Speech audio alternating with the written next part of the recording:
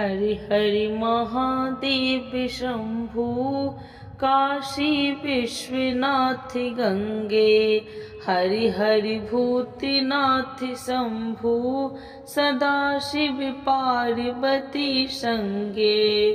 तो एक बार बोलिए प्रेम से शिव जी की जय, माता पार्वती की जय। आज सुनेंगे अघन मास की पहला सोमवार की कथा। यह कथा सुनने से होगी मनोकामना पूर्ण। कथा के अनुसार एक समय की बात है, एक साहूकार था जो भगवान शिव का अनन्य भक्त था। उसके पास धन्य धान्य की कोई कमी नहीं थी, लेकिन उसके कोई संतान नहीं थी। इसी कामना को लेकर वह रोज शिव जी के मंदिर जाकर दीपक जलाया करता था।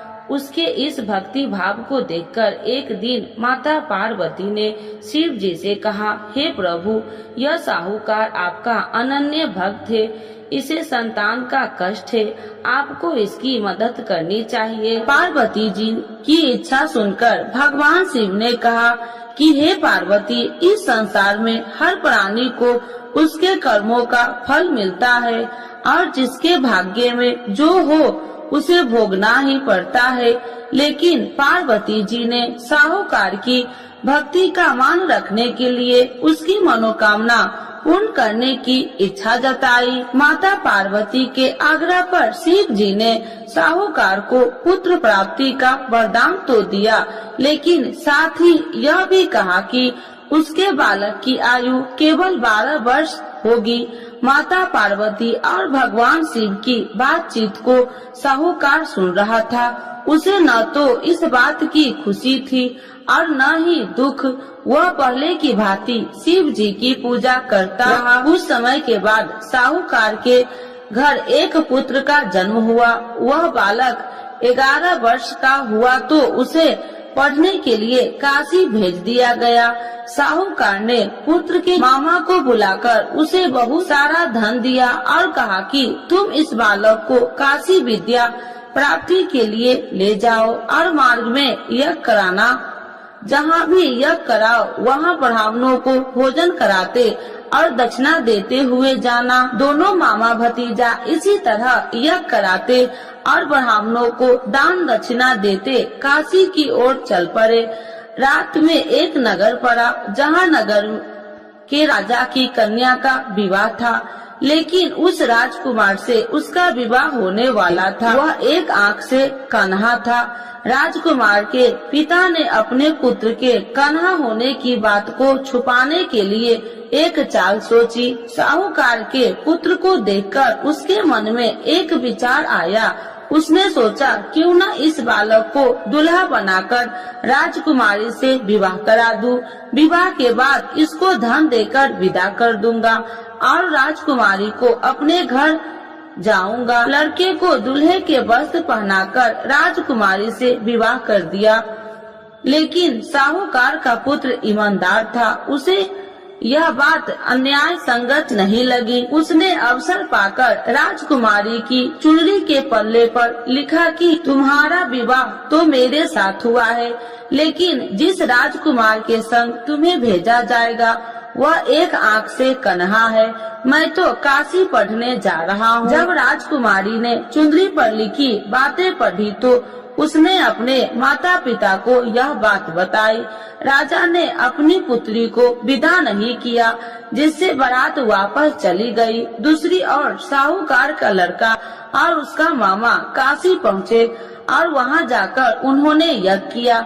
जिस दिन लड़के की आयु 12 साल की हुई उसी दिन यज्ञ रखा गया। लड़के ने अपने मामा से कहा कि मेरी तबीयत कुछ ठीक नहीं है। मामा ने कहा, तू अंदर जाकर सो जाओ। शिव जी के वरदान अनुसार कुछ ही देर में उस लड़के के प्राण निकल गए। मृत भांजे को देख उसके मामा ने विलाप शुरू किया।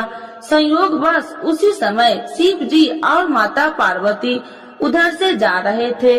पार्वती भगवान से कहा, स्वामी, मुझे इसके रोने के स्वर सहन नहीं हो रहा। आप इस व्यक्ति के कष्ट को अवश्य दूर करें। जब शिव जी मृत बालक के समीप गए तो वह बोले कि यह उसी साहूकार का पुत्र है जिसे मैंने 12 वर्ष की आयु का वरदान दिया था। अब इसकी आयु पूरी हो चुकी है। लेकिन मातृभाव से विभोर माता पार्वती ने कहा कि हे महादेव, आप इस बालक को और आयु देने की कृपा करें, अन्यथा इसके वियोग से इसके माता पिता भी तड़प तड़प कर मर जाएंगे। माता पार्वती के आग्रह पर भगवान शिव ने उस लड़के को जीवित होने का वरदान दिया। शिव जी की कृपा से वह लड़का जीवित हो गया। शिक्षा समाप्त करके लड़का मामा के साथ अपने नगर की ओर चल दिया। दोनों चलते हुए उसी नगर में पहुंचा जहां उसका विवाह हुआ था। उस नगर में भी उन्होंने यज्ञ का आयोजन किया। उस लड़के के ससुर ने उसे पहचान लिया और महल में ले जाकर उसकी खातिरदारी की और अपनी पुत्री को विदा किया। इधर साहूकार और उसकी पत्नी भूखे प्यासे रहकर बेटे की प्रतीक्षा कर रहे थे। उन्होंने प्रण कर रखा था कि यदि उन्हें अपने बेटे की मृत्यु का समाचार मिला तो वह भी प्राण त्याग देंगे, परंतु अपने बेटे की जीवित होने का समाचार पाकर वह बेहद प्रसन्न हुई। उसी रात भगवान शिव ने व्यापारी के स्वप्न में आकर कहा, हे श्रेष्ठ, मैंने तेरे सोमवार के व्रत करने और व्रत कथा सुनने से प्रसन्न होकर तेरे पुत्र की लंबी आयु प्रदान की है। इसी प्रकार जो कोई सोमवार व्रत करता है या कथा सुनता है और पढ़ता है, उसके सभी दुख दूर होते हैं और समस्त मनोकामनाएं पूर्ण होते हैं। तो एक बार बोलिए प्रेम से शिव जी की जय, माता पार्वती की जय। आरती शिव जी की। ओम जय शिव ओमकारा, स्वामी जय शिव ओमकारा, ब्रह्मा विष्णु सदा शिव अर्धांगी धारा। ओम जय शिव ओमकारा, एकानन चतुरानन पंचानन राजे, स्वामी पंचानन राजे, हंसासन गरुड़ासन विश्वाहन साजे। ओम जय शिव ओमकारा, दो भुज चार चतुर भुज, 10 भुज अति सोहे, स्वामी 10 भुज अति सोहे, त्रिगुणी रूपिणी रखिते, तिरुबनि जन मोहे। ओम जय शिव ओमकारा, अच्छी माला बनि माला, मुंडी माला धारी, स्वामी मुंडी माला धारी, तिरुपुरारी कंसारी, करी माला धारी। ओम जय शिव ओमकारा, श्वेतांबर पीतांबर बाघांबर अंगे, स्वामी बाघांबर अंगे, सनिकादिकी गरुणादिकी भूतादिकी संगे। ओम जय शिव ओमकारा, करके मध्य कमंडल चक्र त्रिशूलधारी, स्वामी चक्र त्रिशूलधारी, सुखकारी दुखिहारी, जगे पालनकारी। ओम जय शिव ओमकारा, ब्रह्मा विष्णु सदा शिव जानति अविवेका, स्वामी जानति अविवेका, मधु कैटभ दो मारे, सुर भयहीन करे। ओम जय शिव ओमकारा, लक्ष्मी व सावित्री पार्वती संगा, स्वामी पार्वती संगा। पार्वती अर्धंगी, शिव लहरी गंगा। ओम जय शिव ओमकारा, पर्वती सोहे पार्वती शंकर कैलासा, स्वामी शंकर कैलासा। भांग धतूर का भोजन भस्मी में बसा।